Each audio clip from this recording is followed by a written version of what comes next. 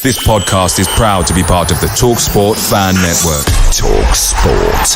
Powered by fans. Good evening. It's Sunday evening, and that means it's extra time live. The final word on this weekend's fixture, which was against Nottingham Forest over at the City Ground. It ended up with a 1-1 draw. Wolves having 72.4% or 2% possession, which I think is the highest ever for Wolves in the Premier League. And with that amount of possession, we managed to make one shot. Yes, one shot on target from the mighty atom. There is Daniel Podence, who come off the bench to steal in Robin Hood style from Nottingham a point for Wolverhampton Wanderers. We're going to get stuck into that tonight. We've got some great pundits and fans lined up to talk about all the points that they want to raise around that, and of course the situation with 9 games to go in the relegation battle, and you know, Wolves well and truly in that relegation battle, only 2 points now clear of the bottom 3. But we're also going to be having a look at and having a little chat about Wolves women. They know where the back of the net is.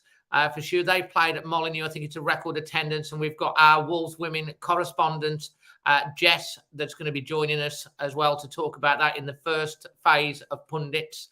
And I know that Manny, who's also coming on, has been down to the game. And there might be a few of the fans and pundits that have been on as well.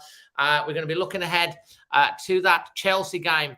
Breaking news tonight that Leicester, obviously, we heard earlier, sacked Brendan Rodgers, but it's breaking that Potter has been snookered and he's in the pocket and he's gone from Chelsea. And guess what? Who we've got to play soon? Yes, next weekend we've got Chelsea and we've got Leicester coming up as our next away game. So they sack a manager. It's just everything. Of course, and of course, with Ruben Neves, the captain, has got a 2-game ban now because of his yellow card, his 10th yellow card. So let me bring on our first pundits. We've got Jason Guy. How you doing, Jason? Good evening. All right, Dave. Thank you very much. Yeah, disappointing yesterday. So absolutely, seems like me and you've been hanging out a lot lately. I mean, I was at the dugout. Which will come on to the charity fundraiser on Thursday, was with you for the Dave Edwards charity game last weekend. And you see more of me than my missus does. That's probably about right, mate. Probably about right. And of course, we've also got Manny. Thank you for joining us tonight, mate. Currently in training, and we'll be doing a report, obviously, on his latest training because he did do the Wolverhampton 10K under an hour, I'm told. And we've got the marathon coming up in London, and of course we've got Samosa Saturday coming up for the Chelsea game. Evening, Manny. Evening, all. Dave and Jace are in the same room, just opposite ends. By the way, I've moved in, so when you come around knocking on the door, I won't be here anymore. I've moved in with Jason. Dave's moved in. Absolutely. And I'm absolutely delighted because I always love it when she can come on. And we've got Jess who's coming on. She's been down to Molineux today, a young budding footballer in her own right, of course, writes for the Always Wolves website as well. Our lady, woman on the spot for Wolverhampton Wanderers women. Welcome, Jess. How are you doing? I'm good, thanks. Thanks for having me. Fantastic. And I know, of course, you go to the men's games as well. And obviously, I know you didn't go yesterday, but you've probably got some thoughts on where the men are at the moment. Just on the Wolves women, by the way, we will come on to it. They did win today 5-0, and it's really exciting at the top of the table. We're going to get stuck into that. And we've got loads more coming on as well. There is, as always, the new feature. There is a secret word that I have challenged all of the fans and pundits to get into their bit somewhere along the line. So all of you guys in the chat, of which there's nearly 150 watching live already here on YouTube, and we're also live on Twitter and Always Wolves Facebook as well. Your task is to ask questions of the pundits and also See whether you can get that secret word by the end Dave, of today's Dave, show. what was the word again? I forgot. If I said it, I know what you're doing. Anyway, let's get stuck in with you, mate. Let's talk about the game yesterday. Obviously, I think you watched it on a stream. I'm not sure if you were there yesterday, but you've watched it and yeah, what I are watched you it on an illegal stream. stream. You like to make? And I wished I hadn't. Okay, let's look at this 73% possession. Out of that, we've got 8 shots on goal, 1 on target, which we scored from. Forest, they're 27% possession. They've got 17 shots on goal, 7 on target. So you could tell their intent was just, so much more than ours in wanting to win the game, wanting to attack. They clearly had a better game plan than we did. Regardless if we had 73% possession, we're not playing like a team that is in a relegation battle. There doesn't seem to be urgency. That yes, Podence comes on, first shot on goal, scores, because he's probably the best in front of goal. But we've got 9 games to go now. 9 games to go. 6 of the teams below us have got games in hand on us. Yeah. And 7 of the 9 games are teams above us, which clearly means they're better than us. So this is the worrying thing now. And I was confident a few weeks back because I thought we've got a few games now. We can pick up some points, and we haven't any of them. And that's the worrying thing. And yes, okay, these 7 sides above us, they're not unbeatable by any stretch.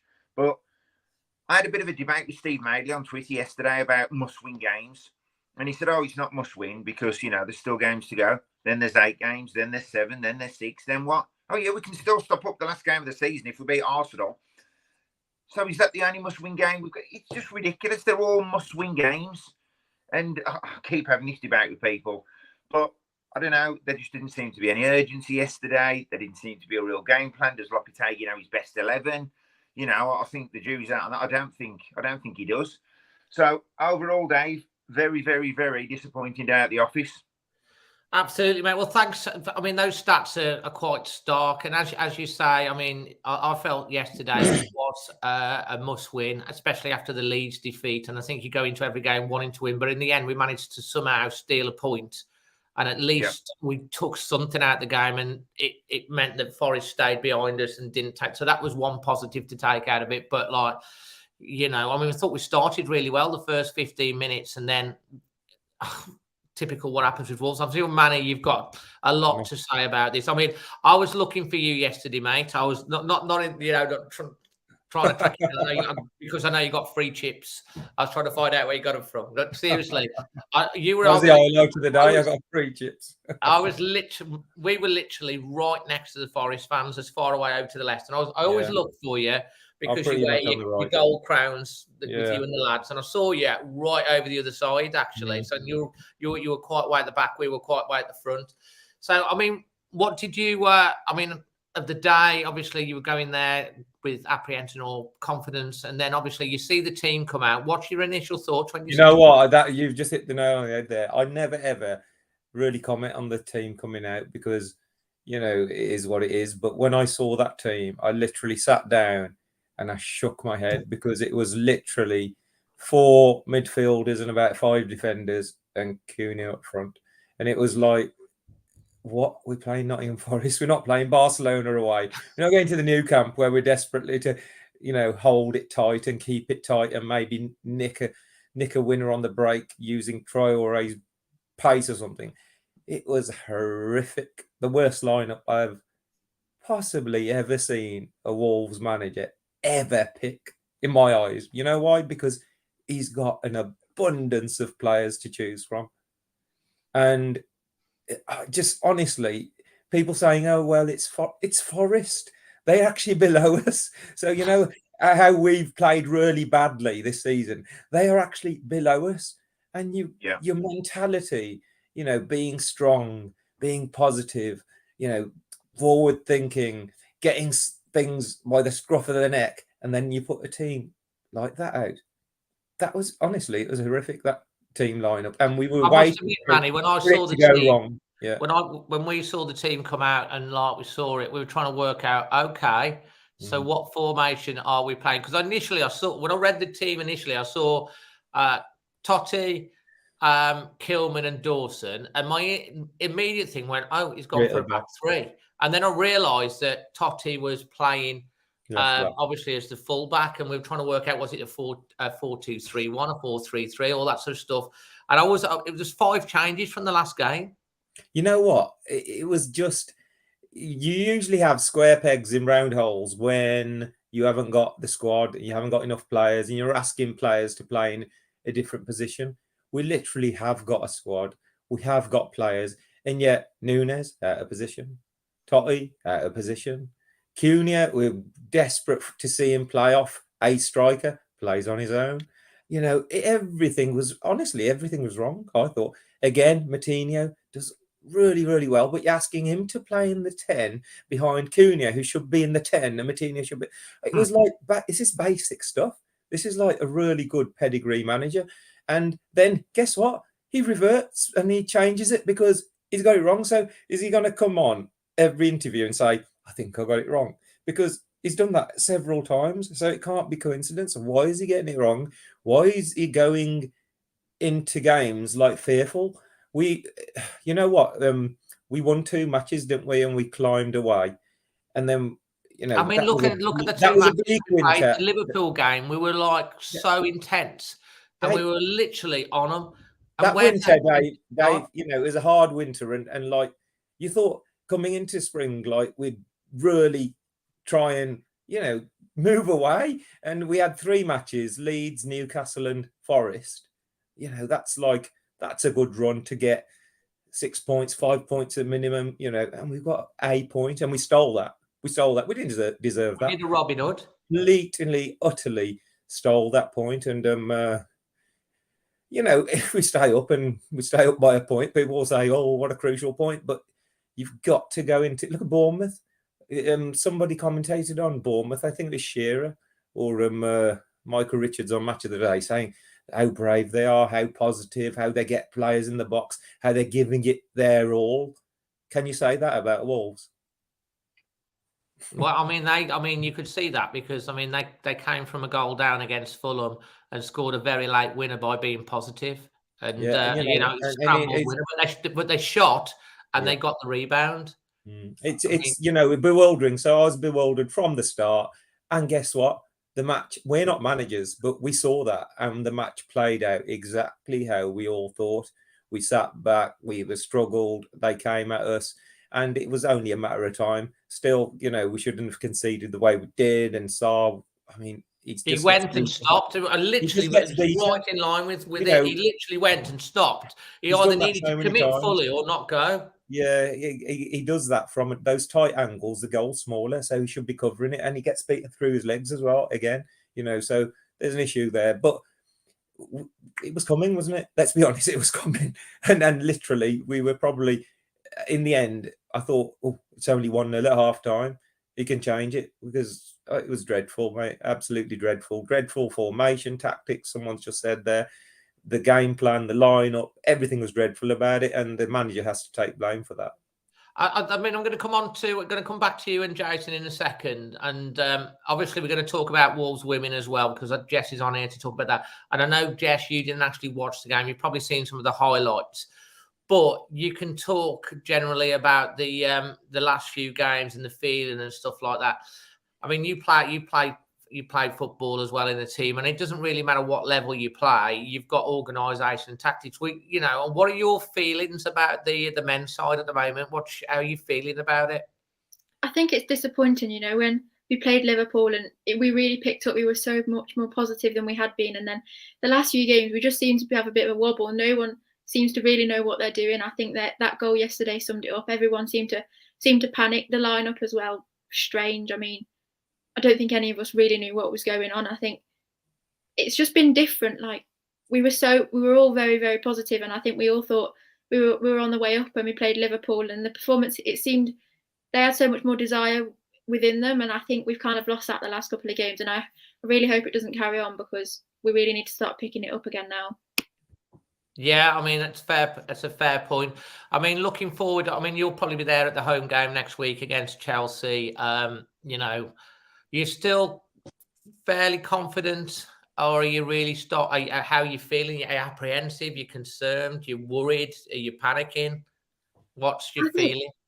I think it's normal for everyone to be apprehensive at the moment. If we continue playing like that, then I think I'll only become more and more apprehensive. But I think the next few games are going to be really vital for us and how we perform, and we really do need to start picking up points. At the moment, I think we've still got a chance of getting out of it. I don't think it's a complete write-off, but I think if things don't change quickly, then my opinion could change very fast. Yeah, back to you, Manny, because obviously we're talking about how the lineup and going and everything. Because when I saw it, I was exactly like, I think everyone was a bit shocked. It was like, this is either going to be a problem or it's going to be tactical genius. And I mean, it is fair because you've got to ask questions. I mean, people come in. I mean, there are certain small amount of people that's like get rid of him and all this sort of stuff with Lopetegui, which to me is absolute madness. But it is fair to ask questions about what it does seem to be turning into a bit of a tinkerman with the team. You know what? Lopetegui, if you think about him as a manager, actually we were all over the moon. I'm still over the moon. He's at Wolves, and if we get out of it somehow, I'm pretty confident that he'd probably shape a decent side. But he's not beyond criticism either. Even though he's got those skills, you can't not criticize. Now, is that because it's a new league? Is that because he doesn't really understand the intensity? Does he actually understand, bottom of the league, the mentality you need? Does his players? And then, let's take, for example, Núñez. I know it's not a Lopetegui signing. And Núñez, Guedes, Trincao, these players quite clearly do know how to play football because they've performed. Guardiola speaks about Núñez as one of the best players in the world in midfield, but yet it's not all about talent and your skill level. It's, do you want to play for Wolves?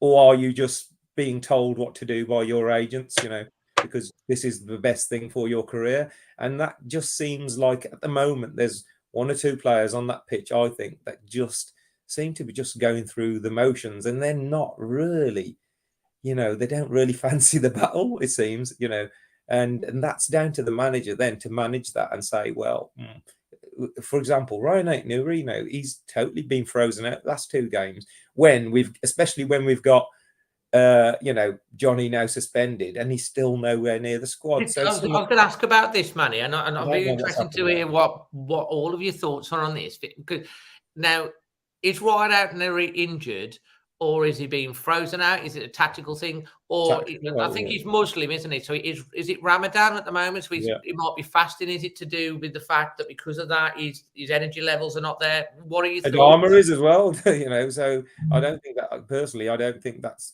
there's something, he was left out, and I don't know, there's something wrong there. But we still had, like, Bueno came on and looked good, didn't he? He looked good. He's just such a brilliant player, and he did change it. And that's a frustrating thing. We have got the players. We could have played a shape. We could have played Costa and Cunha or Raul and Cunha. We could have played, we could have played a shape that would have worried Nottingham Forest, but we didn't, and we gave them the impetus, and we literally got away with the point, which, at the end of the day, it felt like a win, to be honest. Well, it did. I mean, coming on to you now, Jason. Obviously, you've given us some stats: 72.something% possession, which is a lot of possession.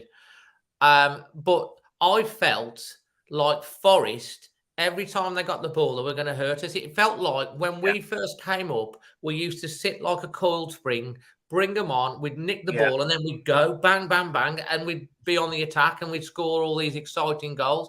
Forest seemed to do that to us, like what we used to do to teams. And that's the frustration. It's like they literally run at you, create overlaps, and they should have had more than one goal, really. I think, was it Semedo made an absolutely brilliant block on the line as well when it was 1-0? Yes. Yeah, I think it was Semedo.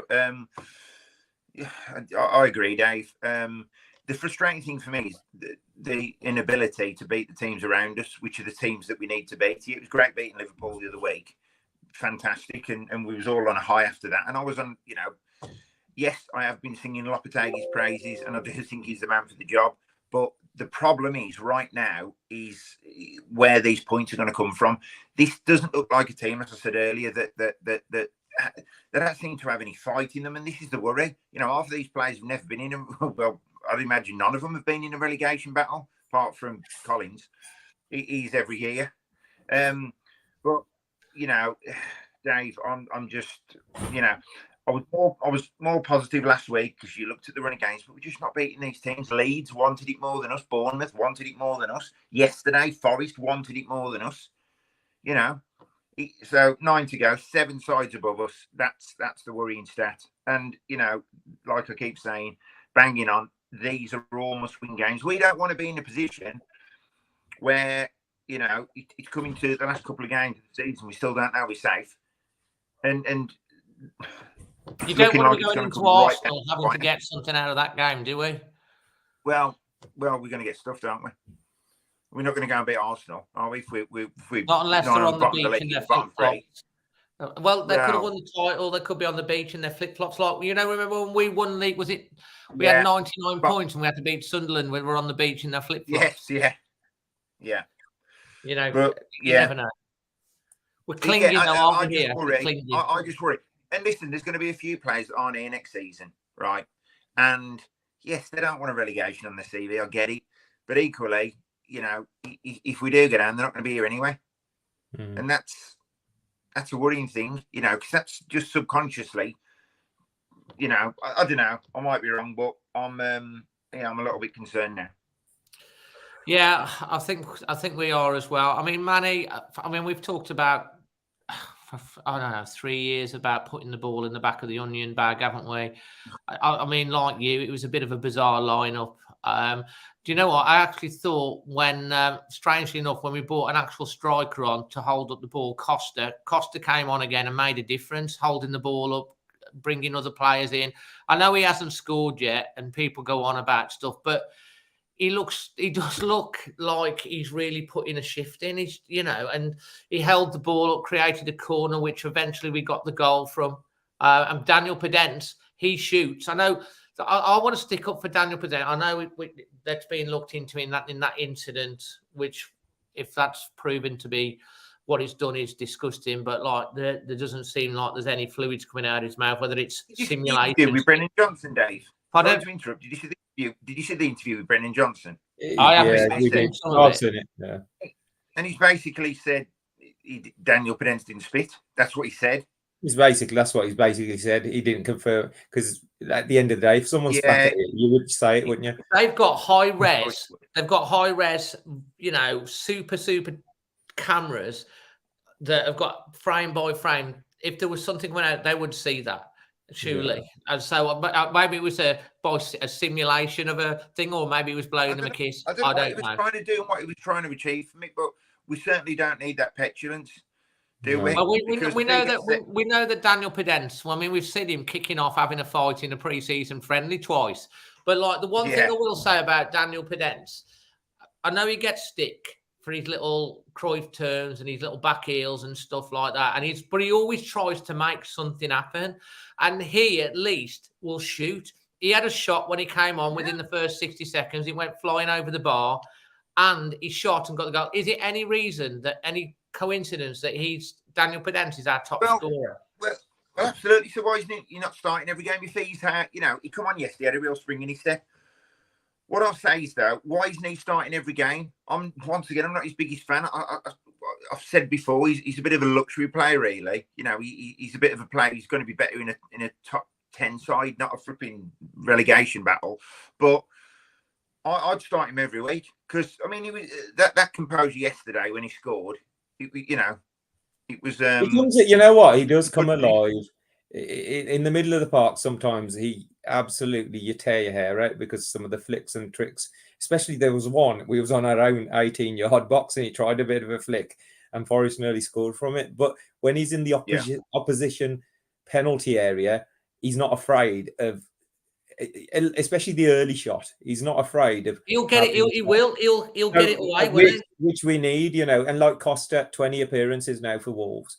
and literally never ever looks like scoring. Yes, he held the ball up. Yes, he had a bit of. Yeah, he doesn't look like scoring. He doesn't. There was a moment where the ball came into him, and literally, you know, a strong striker with that intent of scoring could have swiveled and had a bit of a shot, but he didn't. And it's a huge problem for us that we've never solved. But again, when we've had a partnership, Cunha and Raul against Fulham, Cunha and Raul against Spurs, that second half, 5 shots on target, we could have scored like 3 or 4 goals against Spurs, and literally they've never played again together ever, you know. And it's like, I felt so sorry for Cunha on that pitch, because he was left exposed. He's not a lone striker.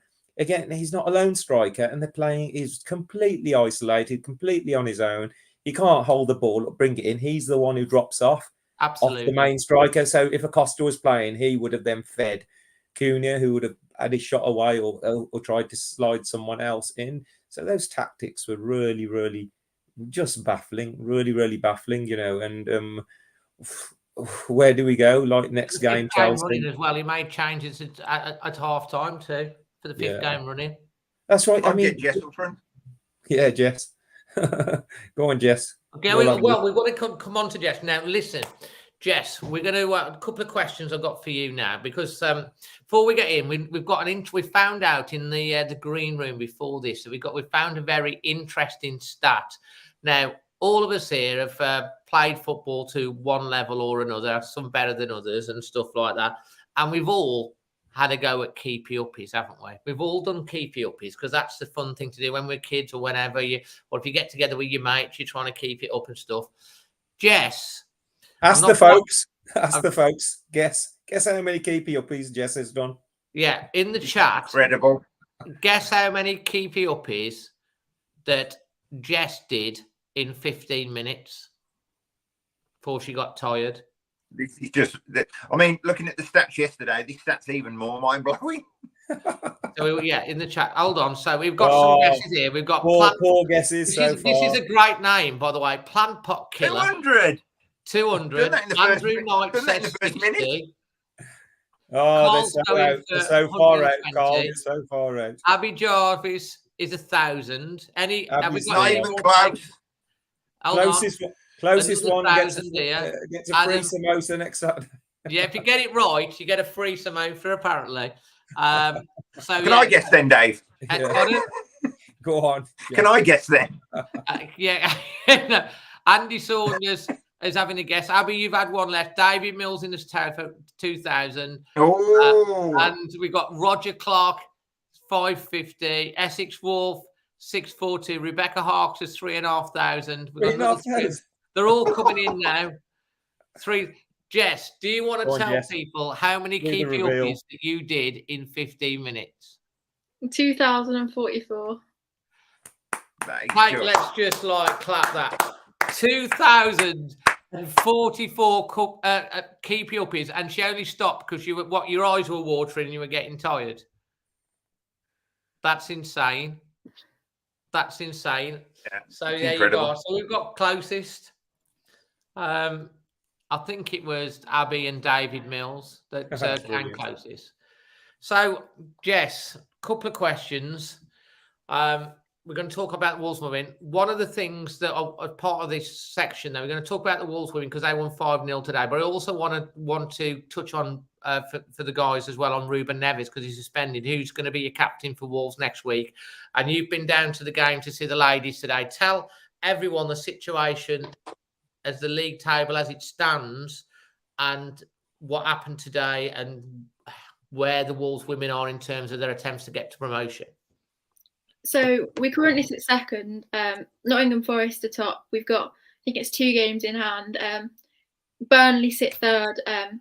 Forest put 3 past Burnley today, which I think personally, I believe that kind of destroys Burnley's chances of winning the title now. So I think it is between us and Forest. You're done with that being a draw. Yeah, I think we just need Forest to drop points wherever they can now. I think they were losing 2-0 against Loughborough, who are, I think, are bottom of the league, and they pulled it back 2-2, which I think, that just proves that they've got the players that can do that. But I think, for me, I think it's going to be difficult for Wolves. Obviously, we need to win every single game and have a very, very good goal difference. think we've still got to play Burnley, so that'll be really interesting. They're one of the only teams we've lost to this season, but we're still very much around there, and we still definitely have a chance mathematically. It's still able to happen, but I think they're on 47 points, Forest, and I think they've got a 55 plus goal difference, and they played 19 games. Wolves have played 17 games and are on 41 points, and it's plus 37 goal difference, isn't it? Yeah, Forest have, to be fair, they've done fantastic. They've put quite a few. I think they've got double figures quite a few times this season, which I think at the minute Wolves have got pretty much no strikers. We've not had a lot of luck. Amber Hughes has been out for quite a few weeks now. Maz Gauntlet's been out for a few weeks. So we've to be fair to Dan McNamara, he's tested it with quite a few different players up front. And I think today's lineup with that formation, I think is probably our strongest at the moment. But as soon as they're back, that'll do wonders for our goal difference for sure. Well, Essex Wolves says here, Wolves men could learn with a bit from. Talk us through the goals today, Jess. Yeah, well, the last one was a penalty. I think it was right over the other end, so I couldn't really see it. But you know what, Jess? Can I just butt in there? You know that yesterday, Traore, and yeah, it was soft, but there was a hand on his shoulder, and then there was a knee up his bum. He was impeded twice. Tammy George, when she went through, it was very similar. It could have easily not have been given, but as soon as the ref gave it, everyone thought penalty. No one, because it just looked like a penalty, and it's just frustrating when you see like the referee was positive. He made a positive decision because something did happen, and I think that when you got VAR involved, referees just switch off, thinking, well, they'll check it anyway. And it's refreshing to watch a game where there's no VAR involved. The referee's in charge. Yeah. Talk us through the highlights of the other ones, because I think was it 3-0 at half time or something like that. Yeah, Beth Merrick scored twice. I think her second goal was fantastic. Helen Dermody was very, very unlucky. She had a shot from just outside the box. It bounced off a crossbar. Personally, I think it had already gone in from where I was sitting. But Jade Cross tapped it at home to score us the first one. But yeah, I think it was positive. There was so many different players that had shots, and we were unlucky to not score a few more. Destiny Toussaint was fantastic all game. She got her goal. They were just brilliant, and I think overall that's what we've needed. I think we need more performances like that going into the end of the season, and the more we can perform like that, then the more optimistic I will be heading into the title race. Now, a couple of questions as well. Was it the record attendance at Molineux? 3,300 and something? 834. Nearly 4,000. Yeah. It was. I think our last one was 2,000 something. So we smashed it, and you could just tell the atmosphere was so much bigger and louder than it's ever been before. You could tell. I mean, the volume of people that were there was just crazy compared to anything I've ever seen before. That's fantastic. And I just want a clarification on this, because we've always Wolves put out the table today just on Twitter just before we came off for everyone to look at, because a lot of times people don't see the women's table, so we put it out, and then someone's put underneath, well, it's the winner goes directly up this year, but it's still a playoff, isn't it, this year, and then it changes next year. Yeah, that's right. Yeah, so you have to play the Southern winner this season, and then next season you just go straight up, which is ridiculous. It's horrific. You can finish second all your life in that division and never go up. It's stupid, isn't it? It really is. Yeah, it really is. So, Jess, we're going to go around the thing now, because I'm going to go to you, and then I'm going to go to Jason and Manny, who I'm going to ask for their performance rating highlight of the day, and also their man of the match as well. And I know you didn't watch the game, so I'm not going to ask you that. So before springing over to them, Neves, who would you have as captain in place of Neves? I think it depends who's playing. I think because we've seen so many different players start up now, but I think I would like to think it would probably be Max Kilman. I think when Neves has come off, he's tended to have the R-band, and I think there's more chance of him starting. I think we can't predict anyone these days who's going to start because it changes every week. But yeah, I think I wouldn't be surprised if it's Max Kilman. Max Kilman. Same question to you, Jason, and then obviously we want to go into performance right man of the match moment of the day for you. For me, I'd give it Craig Dawson. I think with his experience and at the stage we are at this part of the season, what's at stake, I'll give it to Craig Dawson, because he does seem like a leader, and he's definitely I was going to say stabilised the defence, but the results are probably telling otherwise. Man of the match for me, I'm just going to give it to Daniel Podence on the basis that he come on, he was the only one to have a shot. Performance, I can't really give it any more than a 5, because this is a team around us that really we should have beat. And the moment of the match for me was Podence doing that. Yes. And that was, if you're listening to this on the podcast, Jason has got his fingers in his ears, and obviously that's in homage to Morgan's hands and ears in the Carabao Cup. Over to you, Manny. Starting with if you were in the dressing room managing, who you're going to put as captain? Craig Dawson. Forest were sitting back and catching us on the break second half, and Craig Dawson struggled. That's not his game. If we have to play a high line, then he's going to have runners running past him. But Chelsea aren't going to do that. Chelsea ain't going to just sit back and allow us to attack them. So I think he will play better against them, because they don't score that many goals. So definitely he's an organizer, and he should rally the troops. So he'll be my captain. Man of the match for me, Totti Gomez. Literally, the kid, he's come in and then shoved it left back, which is like, what are you doing? And I think he did as well, even in an attacking sense. He got into really good positions, and then second half, when he had to move into a centre half, he cut that channel out. That the Forest men running through, he put tackles in, and his pace helped us at the back. So fair play to the lad. I have to say, Manny, I was quite impressed with Totti. He might have been caught out a little bit for the goal. It might have been caught out for the goal, but then again, if sometimes you're caught out, you need your goalkeeper to do the job as well. And I blame Sarr for, you don't get beaten through your legs from that tight angle. That's just, we should have saved that. So, yeah, he's my man of the match. Performance, man. Performance is about a 4. The results are 10. Because it's an absolute robbery, but performance is about a 4, because it's just so. But then people could argue it's not about performances these days. We've got to just get the result. So the result is a complete robbery, and we take the point because it was awful. Moment of the man, there was no moments in that match. I think you might have been your chips before the game. You know what? The funny thing is, Nottingham Forest. The ground is one of those grounds you can't really walk around because it's all closed off.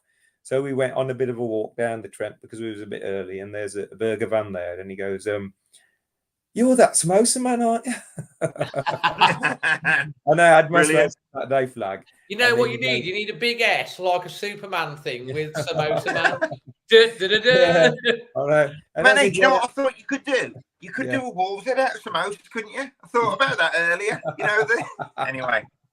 Brilliant. So he goes, my chips, we fry them in separate oil, because he knows, I don't know, he just knew that I was vegetarian and I wouldn't. And then he poured out a couple of plates of chips, and I got my money out, and he goes, no, you keep the money. And so that was my highlight, that I got free chips. So I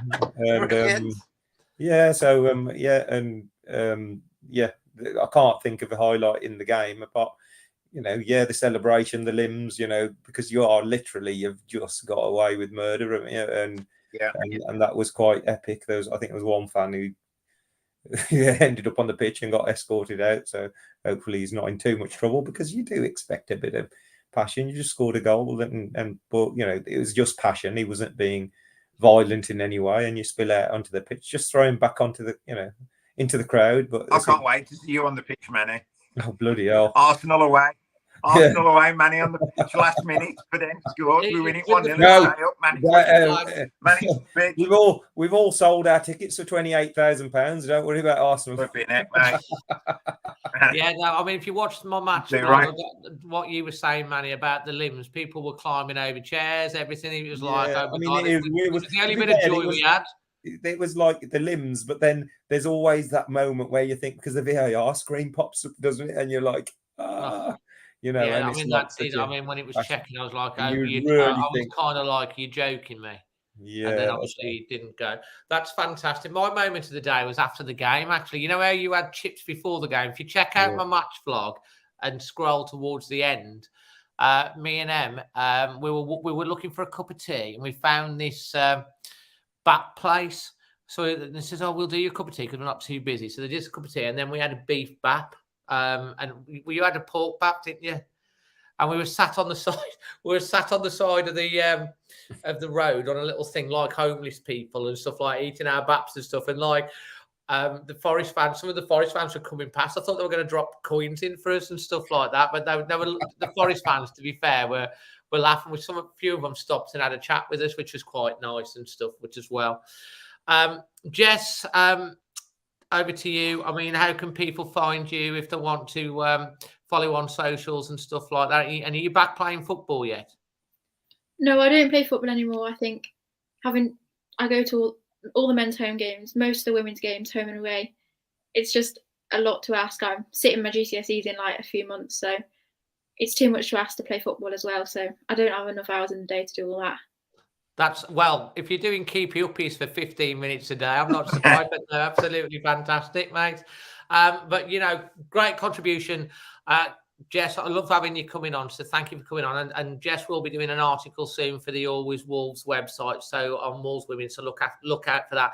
Jason, on to you. Charity fundraiser extraordinaire. We've got two of the best on the screen, literally right now, who raised so much money for so many fantastic charities. Jason, you know, let everyone know how much you raised for the dugout thing, and also that's on your YouTube channel if anyone wants to watch that back. And you've released some gin as well. That's right. So the dugout night was fascinating, as you know, Dave. You know, it was a trip back down memory lane to the 80s. Doug was vice chairman from 82 to 86 during the decadent era at Wolves, where we suffered 3 successive relegations. But Doug was, you know, was an open book. He spoke all about the era under the regime of the Batty brothers, his relationship with Derek Dugan, why it went wrong, the loans, etc., etc. It was really interesting. But we raised over £3,000, and that's down to the generous people like you, David, keep coming and supporting these events. So that was fantastic. We brought out a gin as well. So we had the Wet Your Wolf Whistle beer, so I wanted to do something different. I approached a distillery in Shropshire, and they've produced 100 bottles of gin for us, and we've already sold 60 on the first night. So he contacted me today because I said, Dave, what are you going to do with 59 bottles of gin? So I'll tell you what, Manny, it probably nearly drove you to drink yesterday watching that, didn't it? I'll have to get you a bottle. I can see, you know what, I watch all those games sober, by the way, so, you know. I know, yeah. I'm waiting for Jason to bring out a rival to Tetley tea or Yorkshire tea. That's what I'm waiting for. Yeah. I'll do some tea bags, Manny. So, herbal tea, yeah. This Thursday, we've got Matt Jarvis at Wensfield Conservative Club. So Matt's coming down and he's going to tell all his stories of the time under Mick McCarthy and obviously his England debut, which is a very interesting story. And then on the 5th of October, we've got Bobby Gould. Obviously, Bobby, absolute football legend, won the FA Cup with Wimbledon as a manager. And what's the link for the gin? We'll get I'll send you that link, Dave, and you can put it on after, can't you? The link. Yeah. Or it's on my socials at Wolves Premier. But yeah, we've got Bobby Gould, who's a great character. And you know what? I've got to say this now. I contacted Bobby. I've done a podcast with Bobby, and I said, right, Bobby, you know, because these people do need and want paying. And I said, how much do you charge, Bobby? I just don't know. And he went, are you joking? He said, I'll come do it for nothing. Because he follows the story on Instagram with Olivia, and he always comments about Olivia. And he said he'll do it for nothing. And I was really, really humble. What a guy. I mean, that's just incredible. What a guy. Fantastic that is. If you follow Jason on his socials, you can drop him a message for the gin, or he'll drop me something. I'll try and put it up on the screen. Manny, blooming hell, mate. Busy month coming up for you, and after that, I can finally get you back on the tennis courts. Just let everyone know what's coming up, especially next weekend. Yeah, so next weekend, it is, you know, Samosa Saturday. It's also the Wolves Foundation fixture as well. So they're doing the Molineux mile with under 12s who are walking laps of Molineux between 8 and 10. We've got Samosa Saturday, usual place.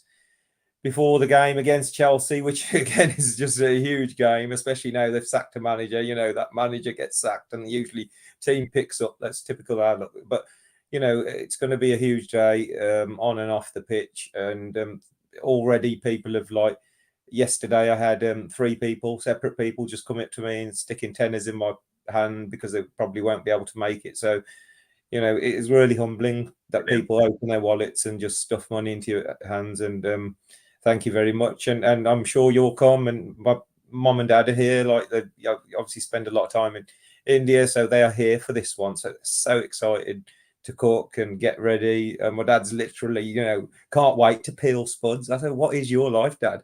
Your highlight of your life right now is peeling bloody spuds."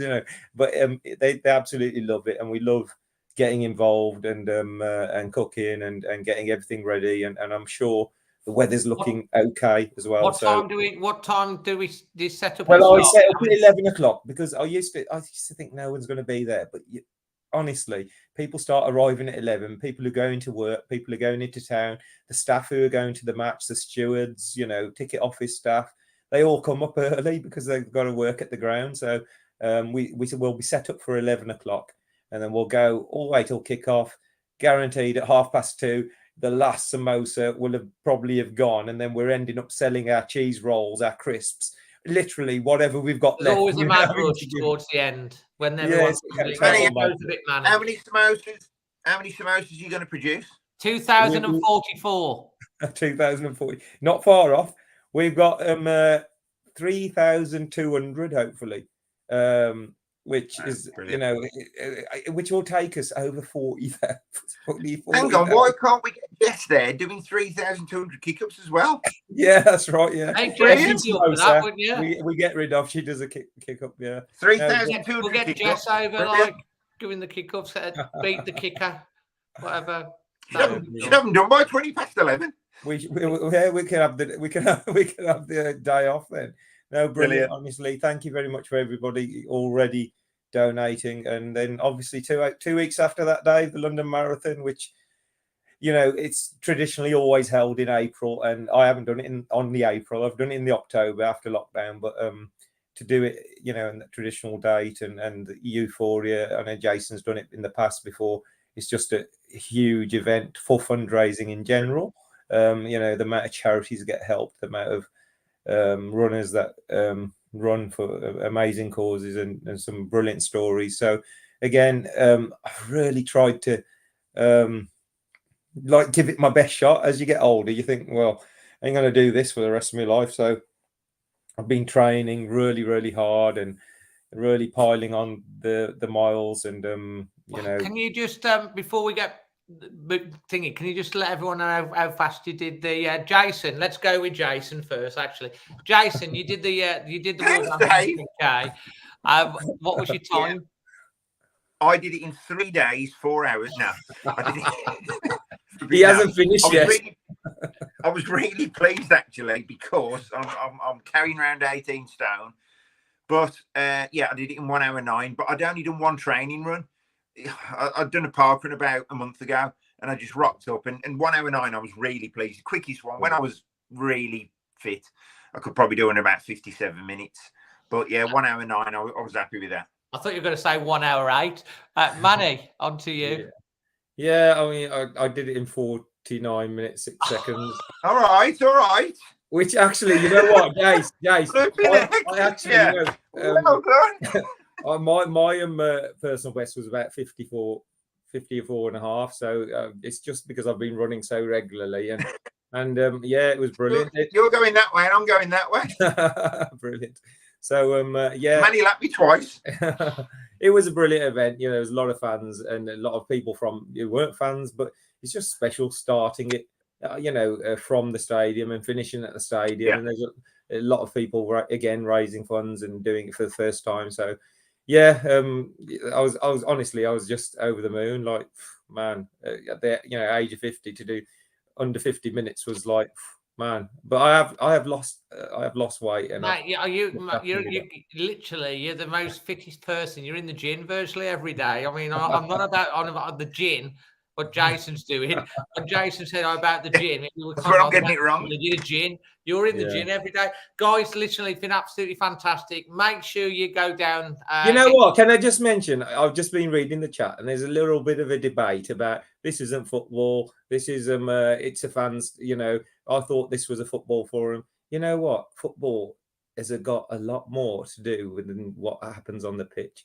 These are football fans who contribute to Jason's cause. There's football fans who contribute to my cause. He's just talked about three legends, you know, Doug Hope and Bobby Gould and Matt Jarvis. These are footballers of our community. And we're getting the football family together to go and help people who are struggling in life. And people want to worry about whether this should be mentioned on this forum. Well, mate, that's just Paul. It will be mentioned till the last podcast we ever do. And it's testament to that, man. It's testament to that, because that'll get me on my soapbox now. Why do Wolves do so many great things with the foundation? Why they're constantly serving and helping the local community with the sleep outs, with the foundation day. So many comments like that are just ridiculous. Honestly, guys, just for context, Paul does moan a lot. Pretty much, he's the most negative person. Get him on here to moan. Then I've asked him to come on. Everyone's got an opinion. I sent him an invite. Every single person come on the screen, and of course he won't come on because he'd rather sit and throw. Of course he won't. Everyone's got an opinion. Everyone's got a chance. He's not man enough to come on. So just have your say. Well, I think we're quite balanced. Anyway, back to the football.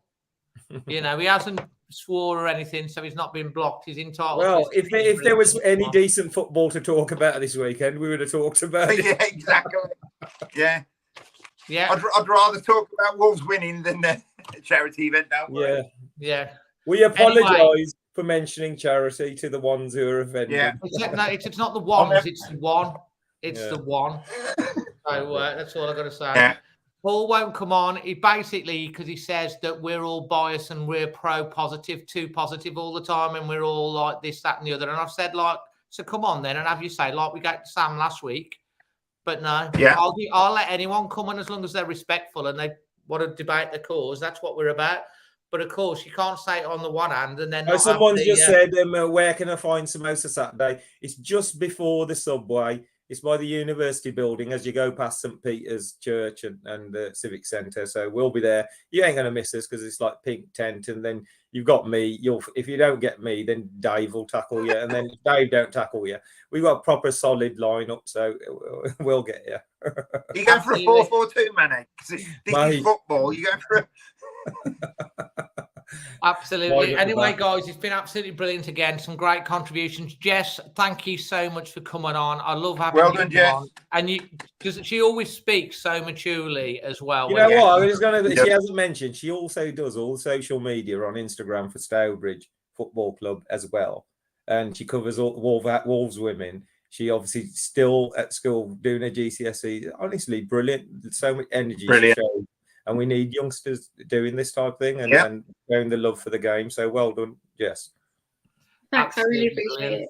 Oh, apparently Paul won't come on because we would pile in on him like what we're doing now. That's not true. No, Paul. Honestly, just message us, not a problem whatsoever. We're not piling on, and everyone's allowed their opinion. But I think charity does have a place to play in football, and it does. There's millions raised by Wolves fundraisers. We're not talking about. It's also optional. Yes, the fundraising I do, it's not down to me, and it's nice when people make nice comments. It's down to the generous people that keep selflessly giving. They're the people that are the real heroes. So, and it's optional. You don't have to give to charities. And Sarah Meacott's final words before you go, Jess. She says, "Well done, Jess. Good luck for your exams." Thank you. How lovely are people on this channel? It's absolutely, we've got a great community. Guys, between the four of us, we need a GCSE, so make sure you pass. Yeah.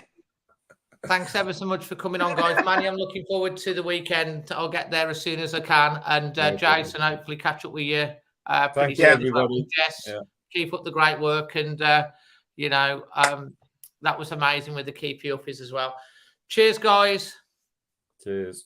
See ya. Yeah. See ya. Fantastic from everyone again today. So yeah, we've got some more fans coming on in a minute. We've got over 180 watching live. Always great to have everyone's views come on. Doesn't matter what it is. We're on just literally 6 subscribers short of 31,100. So if you are new watching or you're not subscribed, I don't know why you're not subscribed. You can comment if you are. Let's if 6 of you subscribe, you'll get us to 31,100. Let me please welcome on to the screen. We've got Josh. How you doing, Josh? Yeah, right, Dave. Good, thanks yourself. Fantastic. It was good to see you before the game yesterday. It was. You're right. It was good chat. It was my brother who spotted because Dave's over there. We're all going to have a word. Yeah, no, it was good. I wanted that teal top that you had on. I did. It's like the Castor hoodie. Yeah. I wanted one of them. And he only paid £20 for it. I had £45 on me merchandise cash, so I saved. It should have been saved £45 instead of, so I paid 20 instead of 45. Nice. 65 nice. even. Jealous. We've got Craig Tuber Wolves in his mansion with his piano with Liberace in the background. How you doing? Hello, Dave. How you doing, mate? You okay? Absolutely good, mate. You keeping well? Yeah, just bloody frustrated with Wolves, but who's not at the moment? You know, got lots to say. And we've got the voice of reason, looking very dapper, Jack. Evening, you all right? You okay? Yeah, good man. I take it you were there yesterday. Absolutely. Yeah. Ooh. And oh yes. Last but no least, we're going to get 5 on the screen. Last but no means least, we've got Sutty. You would have certainly been there yesterday, wouldn't you, mate? Hey, Dave. Thank you for coming on, all you guys. Right, so we've got 5 of us on to finish the show. Obviously, you've been listening pretty much to everything that's been said. And, you know, we're going to kick off first with you, Josh, because I saw you before the game. And obviously, we're all in hope. We had a good natter and everything. And we were talking about the team. What are your thoughts and what points would you like to make? I say before the game, I was in one of them moods where it was like there's a game we played against from the Championship where they had no end of injuries, and I thought, is it going to be that again? And we go and beat them 2-1. Afobe made his run. Nah, completely opposite to what I was thinking. It was a must-win game. I think we set up not to lose, which in some ways can't be bad. But when you're playing teams around you, you need to go and get the 3 points. You can't set up not to lose. I think he got the formation, the formation, the team wrong. I know Bueno was injured. I didn't mind Toti at left back. I thought he did a decent job. He was just down that left-hand side where Nunes was playing left or centre mid, left centre mid. We had no outlet down that left-hand side. It was all going down the right. And it was crying for I know Neto didn't much as he come on, but just something like a natural left field midfielder to come on and just pin them back, because it was I just didn't get that tactic at all of playing Nunes on the left hand side. Good points. What do you think about what he's got to say about that, Craig? Oh gosh, we've got a squad, Dave, that I think of a combination of any of 22 players is good enough to beat Bournemouth, Leeds, and them yesterday.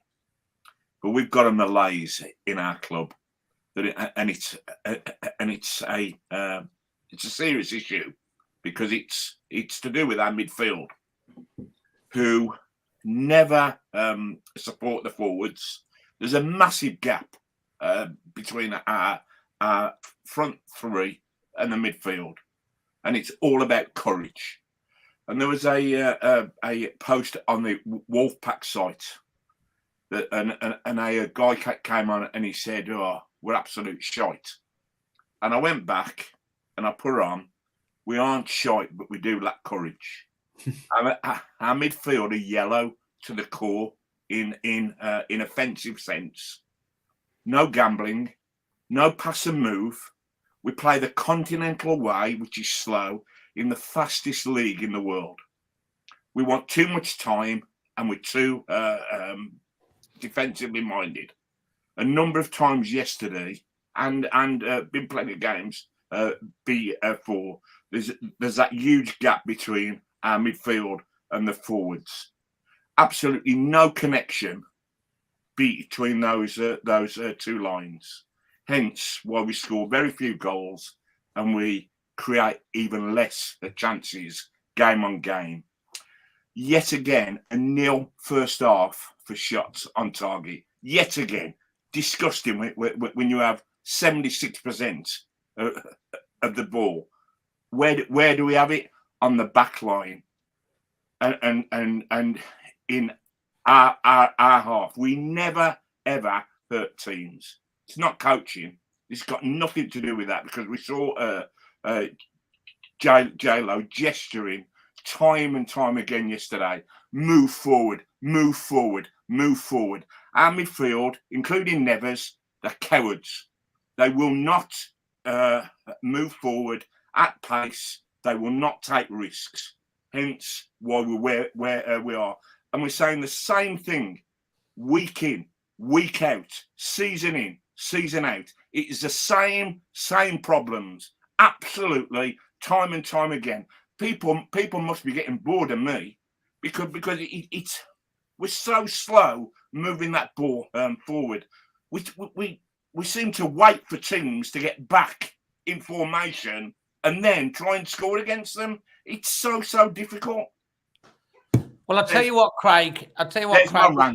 There's quite a few people in the chat that have you just seen they're agreeing with a lot of that sentiment that you're saying there. And I can kind of feel in your voice of I don't think it's anger. I think it's frustration. It is anger, Dave. Nevers, Martino, they've got so much talent, so much skill. These are really, really good players. But yeah, you need courage. And you know who showed them the way yesterday? Morgan Gibbs-White showed them the way. Backwards, forwards, in and out, pass and move, backwards, forwards. He showed them the absolute way yesterday. I agree. I mean, that's one of the good things that, with Morgan, when he went, he will play that pass, that inside ball and stuff like that to try and get the 1-2s. Take risks, Dave. We will not take any risk. None of our midfield players are prepared to take a risk to lose a ball. And our forwards, I just feel for them because they're looking there and they've stopped moving. If you notice, our forwards don't move anymore. What's the point? They're not going to get the ball quick. It drives me nuts. Well, let's just park your frustrations there. We're going to go to Jack, and then we're going to come to Sutty. I mean, Sutty asked me to come up on he wants to come up last today, so he's sort of like, I'm going to be intrigued to see what he's got to say. I think Martino might be in there somewhere, possibly. Jack, obviously you were there. Whereabouts in the ground were you yesterday, Jack? Sort of right in the middle of our section, sort of near the back. So we were kind of in between the goalposts, but kind of quite high up. Right. So you were basically got a really good view. We were right on the left, right next to the Forest fans. So Jack, you've heard what Craig's had to say. You've heard what everyone's had to say this evening about that. Craig really, really frustrated. A lot of people agreeing with the points we've made. What's your observation to that, and what's your take on the game yesterday? Points you want to make? Yeah, no, I mean, I think Craig, what Craig is saying is absolutely spot on about our midfield. They're far too deep. They're far too slow. But I think that's a general sort of point that's been there for probably 4 or 5 years, hasn't it? Since Neves and Saiss were our midfield in the Championship. You know, we've not had that dynamic box-to-box player. And we're still not really got it. I think João Gomez could potentially be that player in years to come. And I think Boubacar Traoré could also do that. But they're not in the team at the minute, are they? We've got the same guys in there all the time. And like Craig said, that's not to say they're bad players. It's just at the minute, our whole system and our whole way of playing is dictated by the fact that we have no pace in midfield, and we have no energy in midfield, and we have no dynamism in midfield. And I think partly, and I'll just expand on what Craig said, I think it's partly because our defence are constantly covering our midfield are constantly covering our defence, because Semedo can't defend. Kilman gets exposed quite a lot. Dawson is very slow. And whoever's at left back, I think Bueno's fantastic, but Nuri can't really defend that well either. So I think in the back of their head, our midfield are constantly thinking, I don't want to push up here. If the ball comes over the top, we're in trouble. So I'm just going to sit a little bit deeper than I probably should do, just to cover that. And that's where all that kind of thing comes in. It started with 4 midfielders yesterday. If you think Moutinho, Nunes, Lemina and Neves, that was 4 midfielders in the starting lineup. It's nonsense, isn't it? I mean, we've had the last 3 years, we've only had 3 centre midfielders to choose from: Neves, Moutinho, and Dendoncker.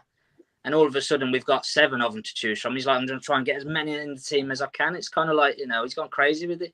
We only needed 2 yesterday, and the second half proved that. We only needed 2 centre midfielders yesterday. We didn't need 4, especially when 2 of them are shoehorned out of position anyway.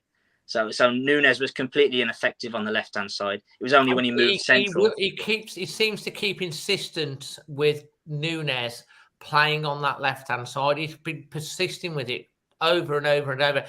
That's not the position he played. Is it for Sporting? He didn't play on the left for Sporting, did he? I don't think he's ever played that position in his life. He's a number 6. He's a midfielder that can carry the ball, and he can spring, into defence, into attack at pace when he needs to. That's what his job is. That's what he did really effectively for Sporting Lisbon. That's why Pep Guardiola said he was one of the best players he's ever seen. He weren't playing on the left-hand side that day, was he, when Guardiola said that? No, I mean, we're going to talk about the midfield for a little bit, because I'm pretty confident that I'm going to be really intrigued to see what Sutty has to say.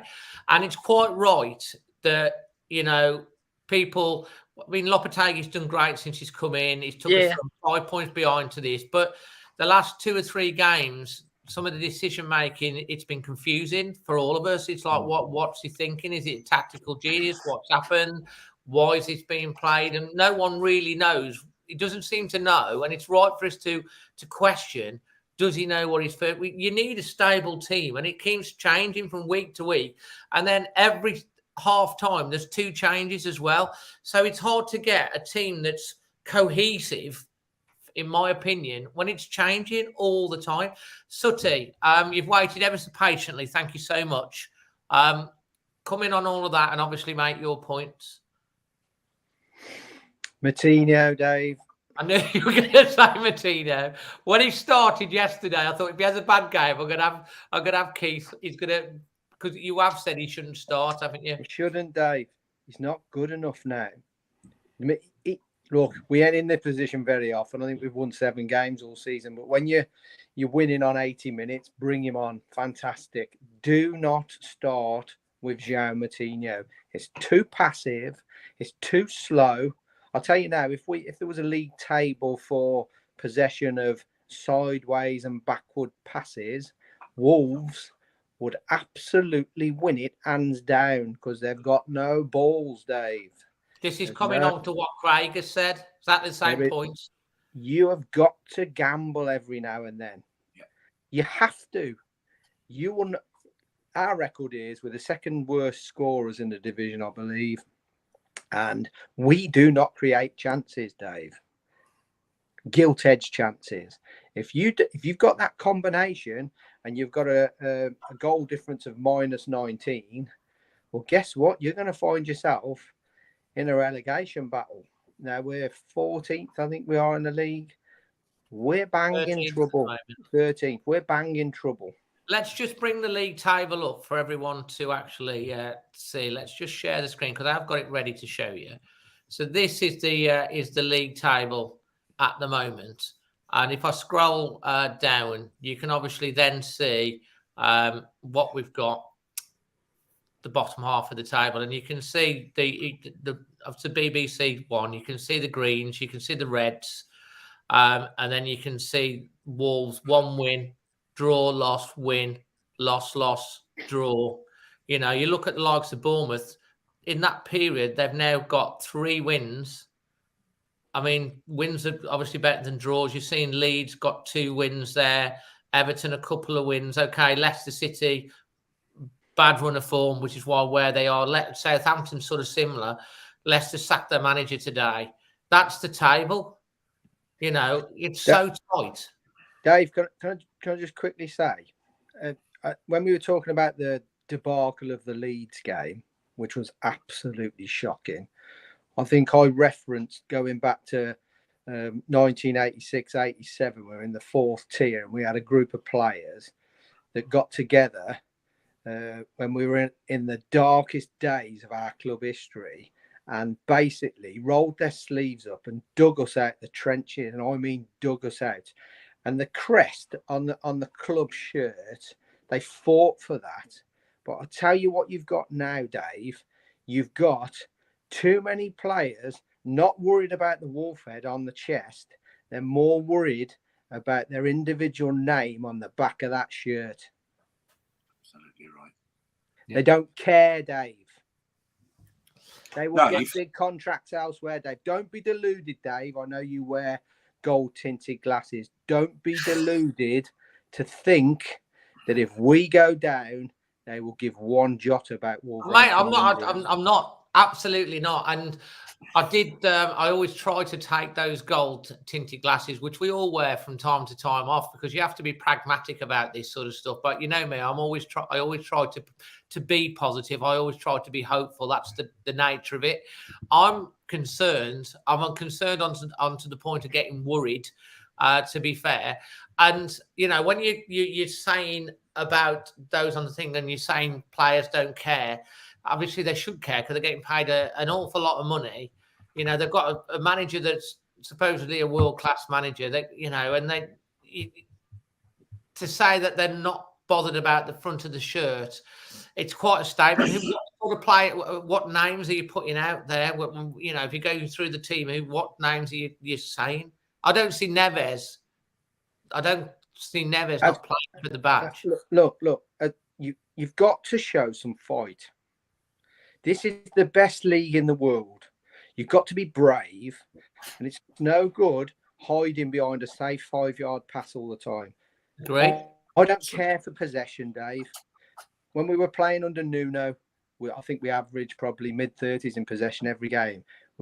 Forest did to us what we used to do to other teams. Absolutely, yeah, absolutely. Exactly how they play. If we used to play with about 30% possession, and we did teams on the break, and we were fast, dynamic. We were beating Man City's, Man United's, Chelsea's, Tottenham's, Arsenal's. They feared us, Dave. I said this 2 weeks ago. We were feared. We're not anymore, mate. We are the giving machine now. We just give up. We are terrible. We're a terrible watch. Well, you're not. I've kept trying to bluff myself, thinking we've got a great squad of players. Dave, they're bang average. On current form, they're bang average at best. They are so underperforming, and I think a lot of players in this squad are thinking, I'm going to be out of here. Josh, yep. On that, your turn to come back in. You've heard Craig, Jack, Sutty there, some strong words. Not necessarily about the manager, because obviously questions are being talked. We're talking about the team and stuff like that. So, you know, he needs to get a grip of that without a shadow of a doubt for Chelsea. And we need to see a performance at Chelsea.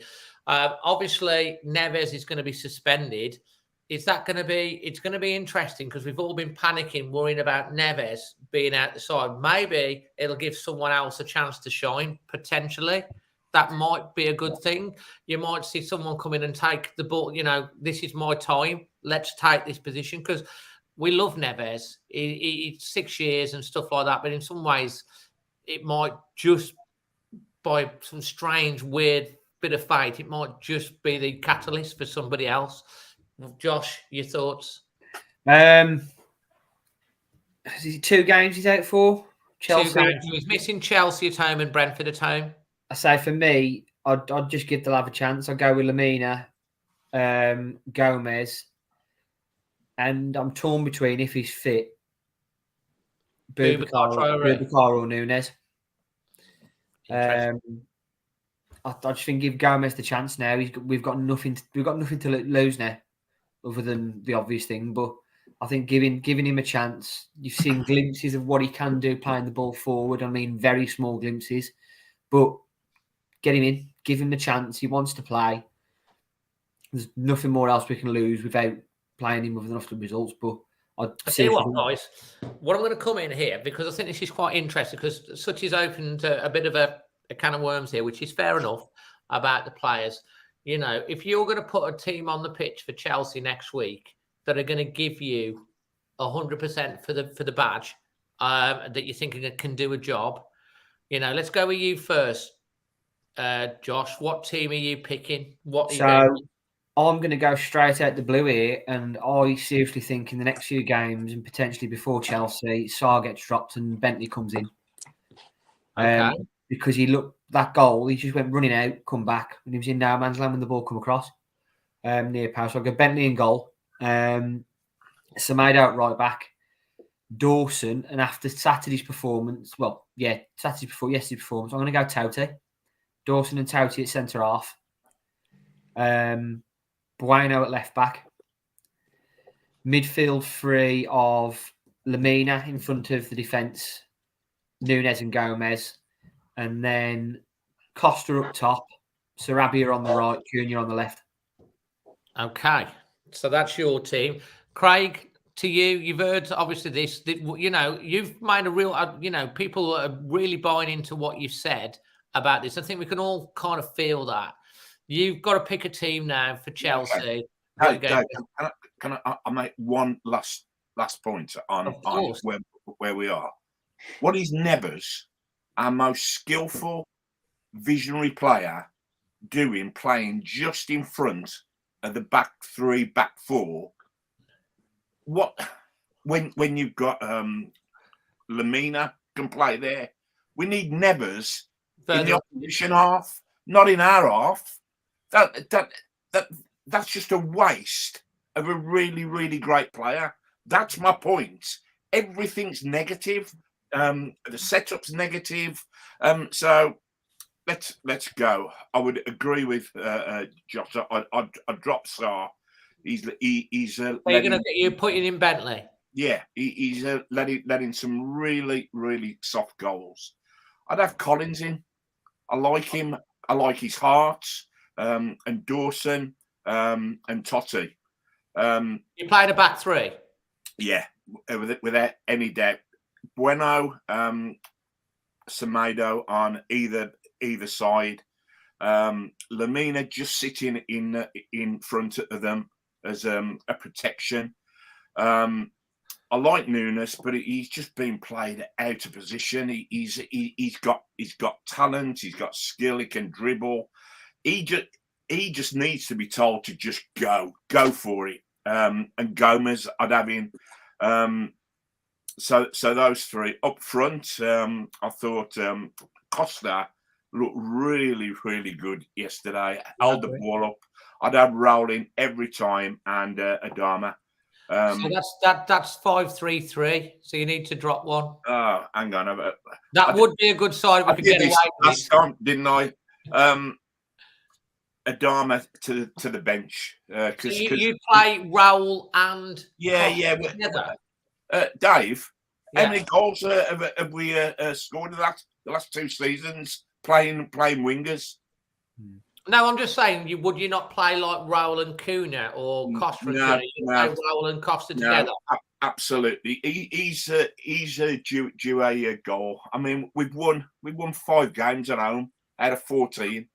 That's horrendous home form, and it's all down to how we play. Who's your captain, Josh, and who's your captain, Craig? Dawson would be my captain.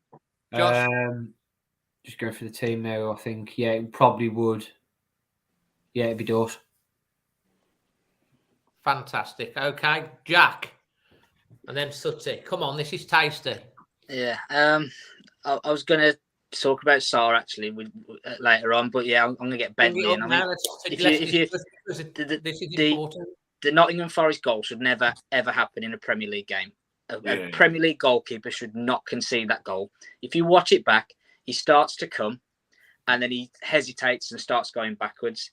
To go a bit technical, his momentum's on his back part of his body, then he's got no spring to get down to the shot. It's not a great shot. And it should, in a goalkeeper that's positioned right and set right, probably saves that either with their feet or they get their hand to it and turn it around the post. And I think we've had far too many mistakes this year. Listen, Sarr last year put in individually one of the best goalkeeping displays I've seen from a Wolves goal. He's up there with Matt Murray in 2007. He was one of the big reasons why we finished 10th last year instead of 15th, 16th. But this year, he's just not been on it. And you can see the confidence isn't there, and the defence have lost their confidence in him as well. Once your back four or your back five don't have faith in the guy behind them, you're in trouble. So we need to get Bentley in there. There you go. Watch. Have you got? Oh, there you go. I'm just going to. I'm just going to play the. So you're going to do the touch screen then, like Monday Night Football, and get the little circles on it. And sorry about that. I was just you're talking about, and exactly what you said, because as me and Emma watched it, we saw him stop and go, and then back up. You made that point, and this is the view that we had of that goal. Let me just rewind it.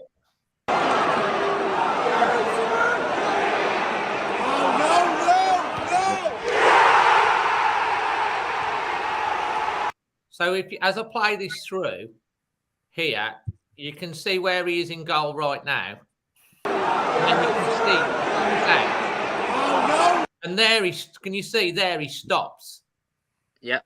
He fatal. Stops. Hesitation is fatal if you're a goalkeeper. You've got to be decisive. He carries on going there. He probably forces him out or makes him pass it back, or he blocks the shot, but he stops. And then I think there he's realised he's made a mistake coming out to it. I really do. Exactly. Because he's thinking he'll knock it past him and then someone will tap it in. As a goalkeeper, Dave, as an ex-goalkeeper, you should never get beat there, ever. But as a pro goalkeeper, that's just a no-no, isn't it? You all that you do there is you set yourself, you close the angles down. Where'd you got to shoot? Nowhere. And he came out, lost his bearings and his balance, and he's got nowhere to go. Really, really poor. Well, so yeah, I mean, I think it's worth, like you're talking about Bentley and stuff like that, and so I just, as we were on that, I thought it was worth showing that angle because you're referring to it, and it's a really good angle to see it as well. Carry on, Jack. Yeah, as I was saying, I think the other thing we'll get from Bentley is a talker, isn't he? From what I've seen and heard about from when he was at Brentford and Bristol City, bit of a voice at the back as well. Yeah, I mean, he could be the captain, couldn't he? If he comes in, it's a big call, but goalkeepers see everything on the pitch, don't they? So that's another shout, isn't it? I like what Craig. I'll probably put Collins in at right back. Actually, I'm sort of a bit of a Pep Guardiola fanboy. I like these centre halves at full back all of a sudden. I know it's a bit Tony Pulis, but it seems to be quite effective. Totti was probably our man of the match yesterday, wasn't he? Centre half playing at full back. So get Collins in there. Kilman probably got to play. Totti's probably got to play after last week. I've not been impressed by Dawson the last two games. Overall he's been a good signing, but the last two games I think he's been poor, and he's one of the big reasons why we're so slow in possession, because he can't pass the ball out from the back very effectively. He's constantly looking behind him, looking to the side, and he gives the ball away quite a lot. Bueno's got to come back in at left back. He's been arguably the find of the season, hasn't he? You don't see anything but 100% off Bueno every time he plays. He gives everything, and his positional play is great as well. And for such a young player, he knows his game inside out. He knows exactly what he's good at. He knows exactly what he can do. First thing he did yesterday, he found half a yard of space, bang, got the cross in. And we'd been crying out for someone to give us width down the left-hand side because it'd been so lopsided all game.